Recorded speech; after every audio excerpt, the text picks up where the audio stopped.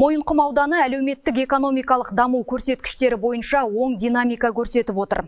Ағымдағы жылдың алғашқы 4 айының өзінде ауыз толтырып айтарлықтай көрсеткіш бар. Өнеркәсіп, инвестиция, инфрақұрылым және әлеуметтік салада бірқатар ірі жобалар жүзеге асуда. Ауданда өнеркәсіп көлемі 64,5 миллиард теңгеге жетіп, өткен жылмен салыстырғанда айтарлықтай артқан. Өңдеу өнеркәсібі де тұрақты өсім көрсетіп отыр. Ауыл шаруашылығы саласында да ілгерілеу бар. Өнім көлемі 2,2 миллиард теңгеге жетіп, өндіріс тұрақты дамып келеді. Ең басты серпін инвестиция саласында.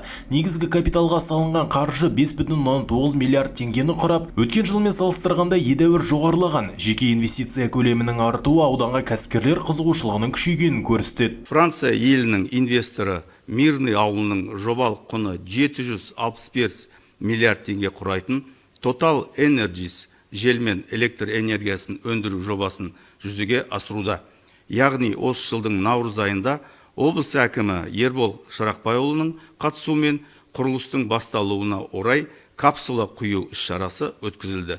Қазіргі таңға 40 шақырым автожол салу жұмыстарын бастап жатыр.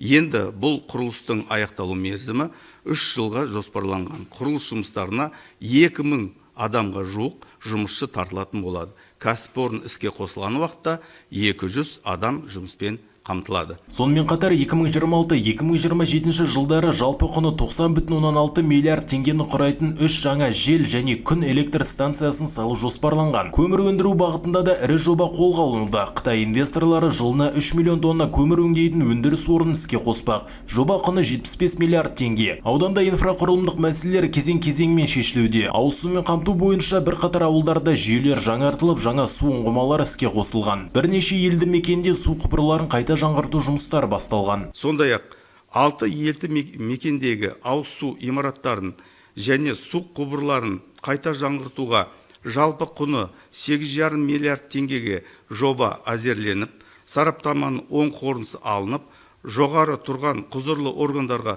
өтінім жолданған болатын. Аталған жобалар қолдау тауып, биыл қаржысы бөлінді. Мойынқұм ауданы бүгін тек статистикамен емес, нақты жобалармен дамып келе жатқан өңір ретінде көрініс беріп отыр. Инвестиция тарту, инфрақұрылымды жаңарту және әлеуметтік нысандарды дамыту ауданның негізгі бағытына айналған. Дегенмен шешімін күткен мәселелер де бар. Су, жол және инженерлік жүйелерді толық жаңарту әлі де жалғасады. Аудан билігі бұл бағыттағы жұмыстардың үздіксіз жүретінін мәлімдеп отыр. Нұрдәулет Мұсайдос, Қыстаубек, Қордай 24 News.